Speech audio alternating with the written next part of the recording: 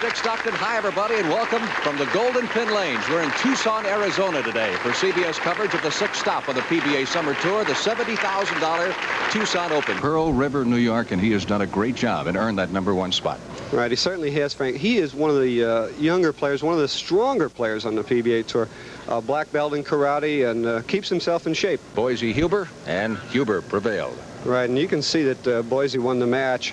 But Dave Capel had a chance in the 10th frame to win it. Didn't throw the ball very well. And, of course, Boise beat him 208 to 191. So Boise, the #4 qualifier, thus went on to meet the #3 man. And that was Eddie Ressler. And that, ironically, wound up in a dead heat. That's the second we've had in 3 weeks here in the Tour. Right. They did tie 215. And when the tiebreaker was over, Eddie Ressler had 40 after the tiebreaker. Boise Huber opened the first shot and didn't really have to bowl anymore. And that, of course, enabled him to meet the #2 man, Wayne Webb. And we looked like we had a 300 game going there for a while. Right, it certainly did. Eddie had the first 8, left a solid 10 on a good shot, 268 to 201. He's the #2 man. He qualifies to meet our reigning king of the hill right now, and he's with us. Eddie, did you think you had a shot at the 300? Oh, yeah, I bowled pretty good in that pair. I like that pair. It was a little tighter than the previous pair I bowled on. The ball takes out all 3 pins, the 3, and then splits the 9 and 10. There is not much room for error as far as accuracy goes in that shot. Boy, on not only that shot, but just about every shot, including the strike balls. Joe Berardi has hit the nose twice on lane 16, been very slow with the shot. Got to increase that speed right here. Got to be a little discouraging right now. He's getting further and further in the hole as Ressler continues to bowl well. See, Joey has a little problem with lane 16. He's been high twice. That time he moved in a little bit and threw the ball a little bit harder. The ball just did not circle back far enough, throwing the head pin way wide of the 2 pin. Fortunately, he only left the 2 pin. Easy spare. And he covers it nicely. He had a hot streak going in the winter, was 5th at Long Island, then came back the next week at Windsor Locks, Connecticut, and wrapped up the Open. That's quite a victory for your first one, isn't it? Boy, the U.S. Open, that's one that I've been chasing for 17 years, and my good friend Johnny Petraglia won it a few years ago. Larry Lobb, a lot of great champions have won that tournament. 6th frame action now for Berardi. 25, he's coming back. Boy, he likes that left lane, or lane 15. He's throwing the ball solid every time on that lane. So Ressler still leading by 25. Coming up now, the bottom of the 6th. Talking about the contrasts in style, and you can see the contrast in style bothers both players. There's one lane that they hit and one lane they're having problems with. Joey's been high a few times on 16. Eddie's been high a few times on lane 15. Everyone's a big one. And that's a break. That's what we call a wall shot, Frank. That ball came back a long way. Laid it a little bit short, didn't have the good revolution on it.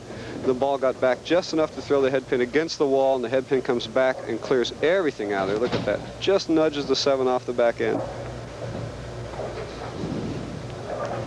On the score sheet, looks as good as a solid pocket hit, though, doesn't it? That's exactly right.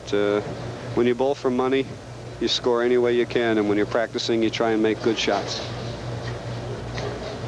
Ressler in the 7th, up by 25. Yeah, he's been high twice on this lane.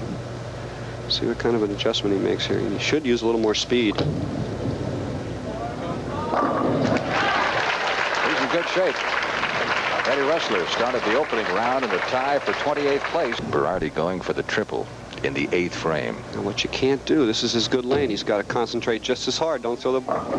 And it happens all the time to players. They'll work so hard to get lined in on one lane, and they forget to concentrate on the lane they've been hitting. It's the only way he can win right now is for him to throw strikes and Eddie Ressler to make mistakes.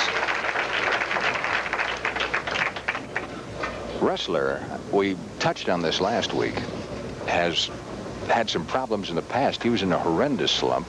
But instead of changing equipment, he tried to change his action a little bit and really got himself into a hole, didn't he? Oh, he sure did. He went back this year to his old game, worked on it very hard to get it back in shape. And, of course, you can see the last 2 weeks, he's finished 4th and possibly 1st this week right now. It's there for him. He's in the 8th frame, going for his 3rd straight strike. And this is his good lane. Now, he did the same thing Joey did. Made the bad shot on his good lane, didn't concentrate. been solid every time on that lane till that shot.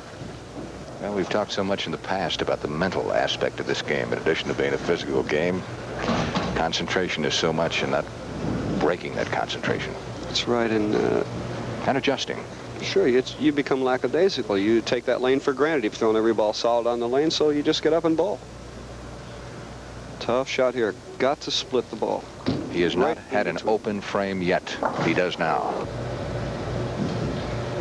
He's come through with some tough shots, so something bothered him. All right, we have some photographers from the local news media down at the end of the lane 18, which is only 3 lanes away from where Eddie's bowling, and one of them got up and moved around just as he started his approach.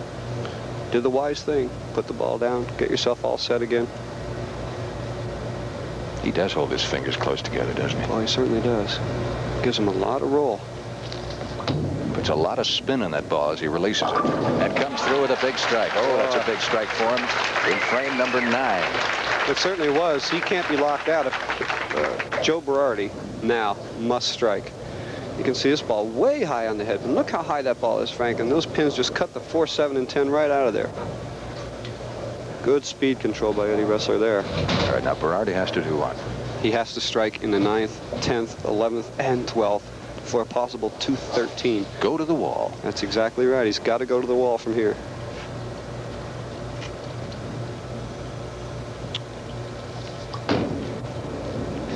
Well, there's one. All right, now that he's glued in on his tough lane, this is the time you've got to say to yourself, this is my easy lane. Just get up and make good shots. This is just like practice. And you can see how solid this ball, every pin just goes off in one chunk. Nothing laying around, nothing standing around, no late pins down. Berardi is 7th on the money list heading into this tournament. And Ressler was 9th, although Eddie hasn't won a tournament this year.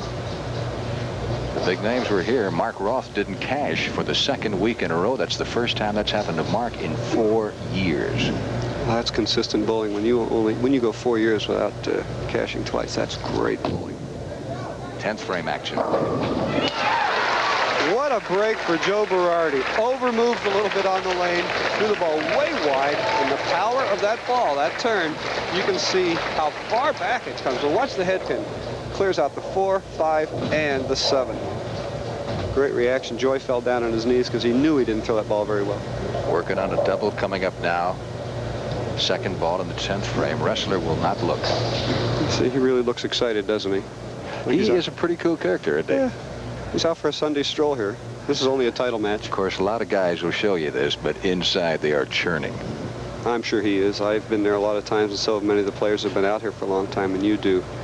This is the one that puts Joe Berardi ahead in a match. Look at the power of that ball. That ball is actually skidding away from the pins a little bit, Frank. It never did turn back toward them, but with all the turn that Joe has on that ball, really blew the 5, and it blows the 5 right into the 4, 7. Look at that 5 go over there and work.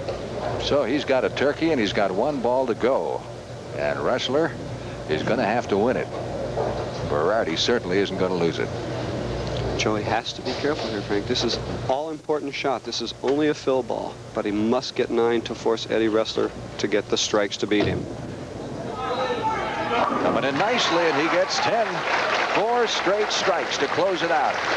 You talk about responding under pressure. Mr. Berardi did just that as he winds up bowling 213, and now the heat is on Ressler.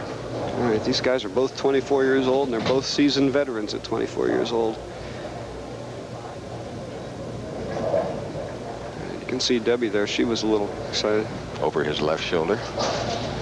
Eddie Ressler needs this strike, 9 and a spare, to win by a pin. This is why Joe Berardi forced him to finish on lane 16. Eddie's had a few problems with 16. Again, distracted. And he backs off a little bit, and I think it is some of the photographers down the line who are moving around a little bit more than he'd like to see them move. Right, in the upper right-hand corner, you can see a little screen down there. It's like a duck blind. That's right, and it's made of cloth, and if they lean a little bit on it, it shakes back and forth, and that's right in his line of vision. That thing is very close to him down there. All right, needs a strike here in the 10th. This is where you have to rely on your game that you've worked at for so long and so hard. Get up and throw the ball the way you know you can throw it. And he threw it very well. left the 10 pin, and it looked like it was going to go. Right, he threw that ball extremely well. And of course, a spare strike gives him only 205. Joe Berardi is definitely the winner.